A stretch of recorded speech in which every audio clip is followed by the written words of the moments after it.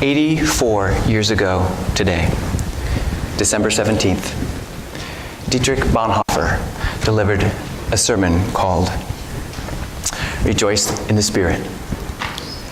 It is a theologian's dream sermon, and you can't make it through divinity school without hearing of Bonhoeffer.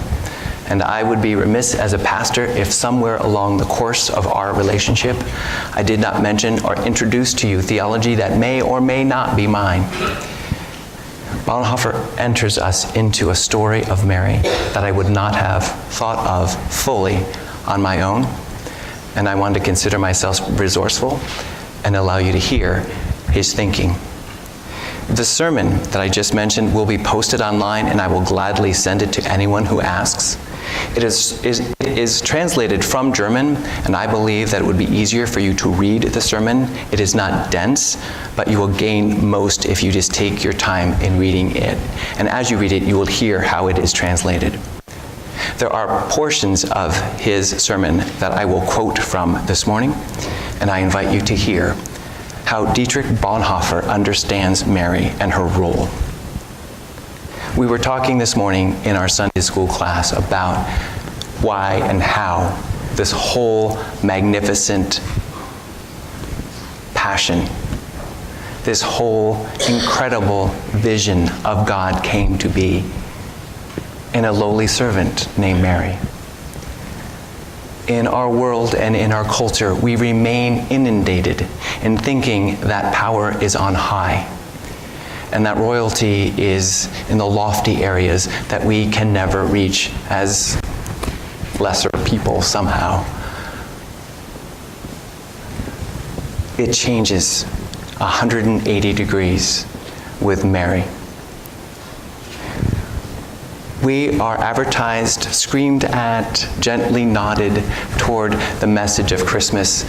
Even if you never leave the tiny, wonderful town of Harford, you still hear the messages permeating through our beautiful, snow-filled air. The messages of being important, the messages of putting yourself first, the messages of materialism where if you have this, then you will be happy. Mary changes everything. And as we continue to experience Jesus, as we continue to understand his presence and his power, we're going to take a 180 degree turn like Mary did and humble ourselves.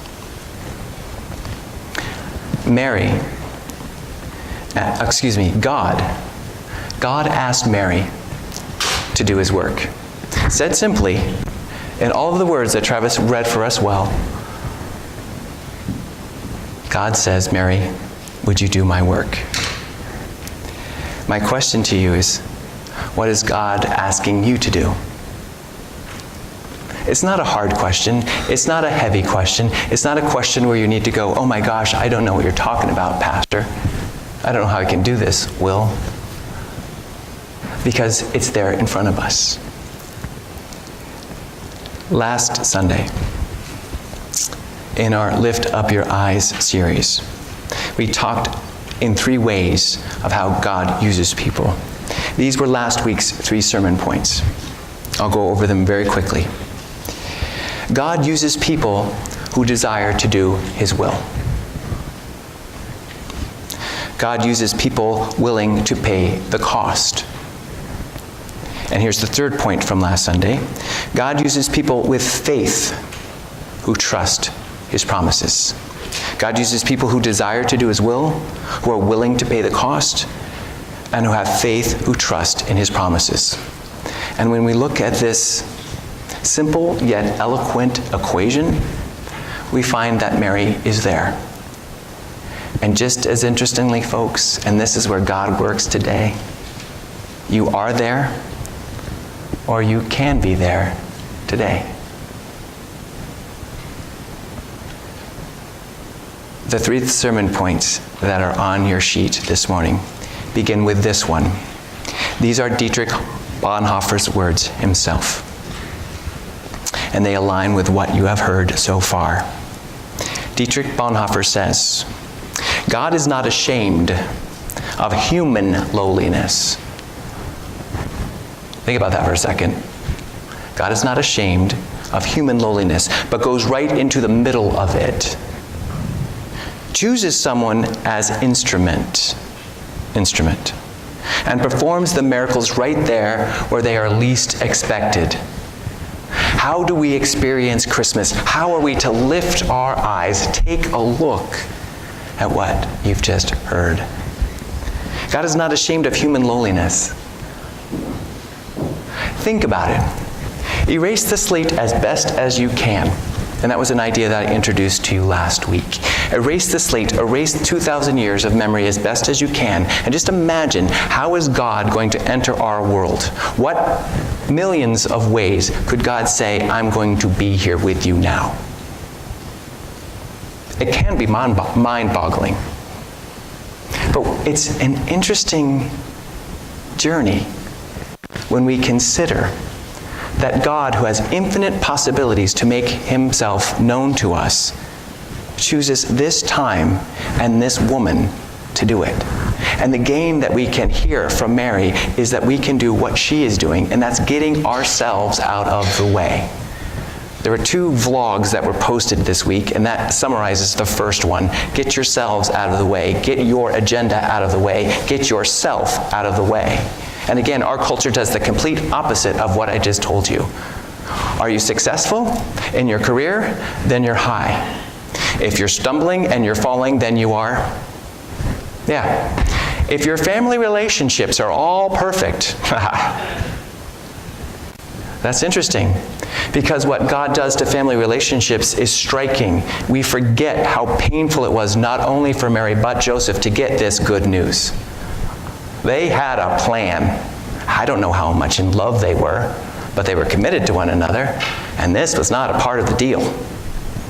And can you just imagine for a second Mary saying to Joseph, funny thing, you won't believe this, Joe, but their plan was interrupted. And don't tell me that your plans aren't interrupted either. We think God is so good and God is so great that what we want and how we're going to get there is on our own trajectory, right? You have altruistic goals. I'm going to help this, I'm going to do that, and I'm going to achieve this, all for the goodness of others, for the greatness of God. Yes? Yeah, that's what we do. And we start planning things, right? And we start listing things, right? And then we start looking for things, right? ABC. And then F comes along. And you weren't anticipating F, because F is the next letter in the alphabet. And then there's 3 M's, and then you go back to A, and then there's a D in there for dumped, because you got dumped on because you remember ABC, this is where I was headed, and wait, no. But don't despair. Don't shrug. And don't cry. God uses people who desire to do his will. God uses people willing to pay the cost. God uses people with faith who trust his promises. It is not always easy to do this, folks. That's why I wrote it out. And that's why Mary is here before us. Because while it seems impossible to us to achieve this, if we're honest with ourselves, it's possible with God. He is not ashamed of human lowliness. And he wants instruments, many instruments. If he could choose Mary, and he did, can he choose a 7th grader with a sprained finger? I say yes.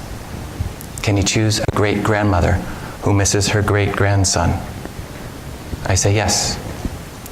Can he use a 20-something or 30-something who now loves his or her job and still wonders what to do or how to make it more meaningful? I say yes. If you've had your train derail and there's nothing but smoke and smell in your life, and you think, God, can you use me? I say yes. Next point. Again, this is Dietrich Bonhoeffer. God draws near to the lowly.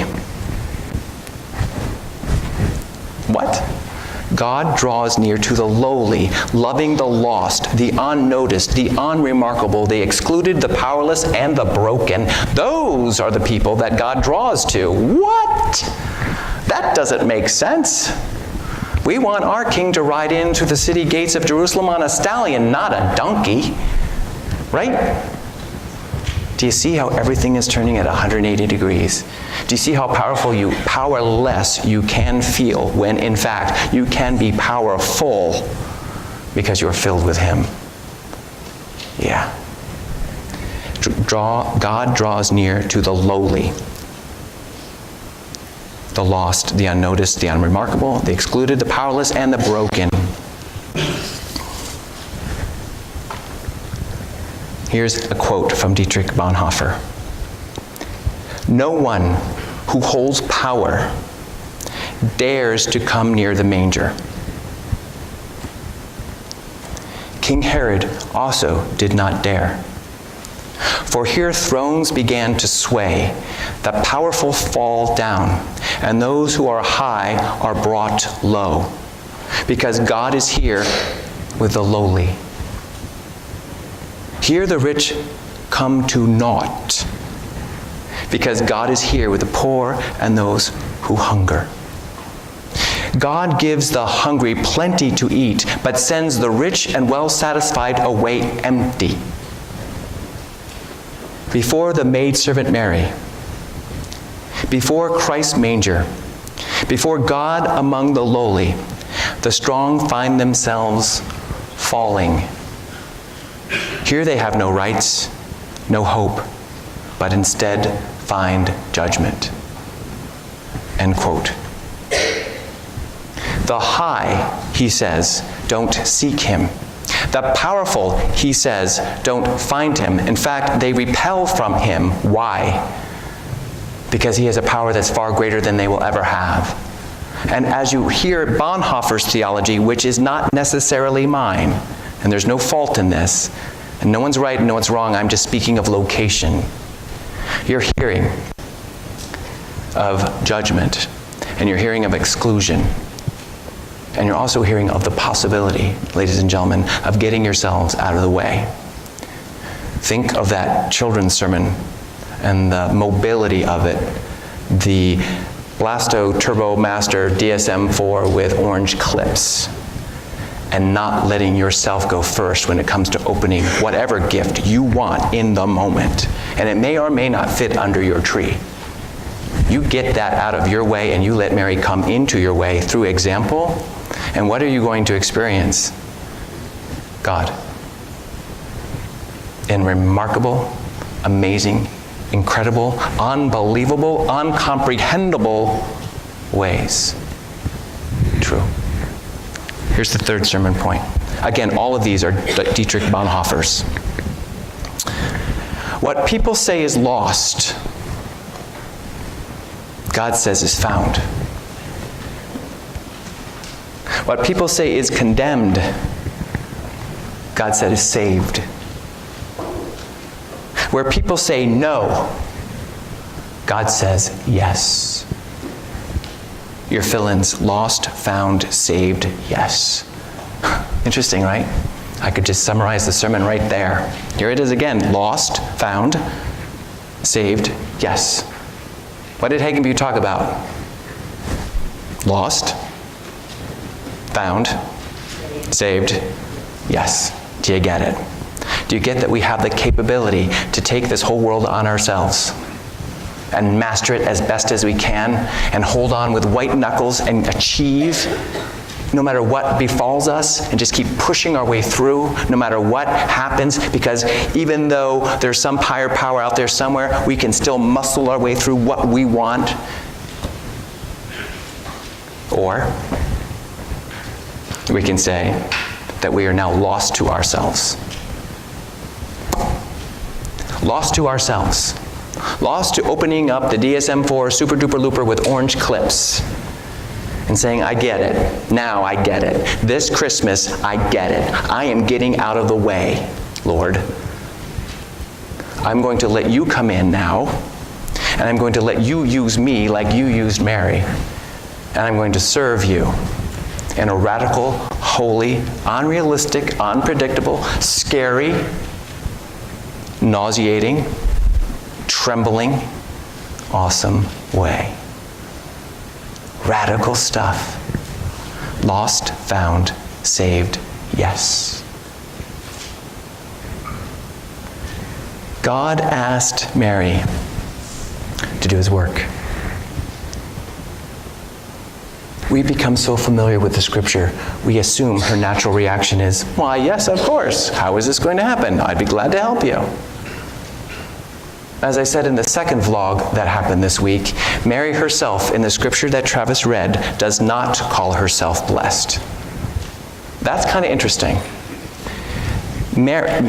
Elizabeth says to Mary twice, you are blessed.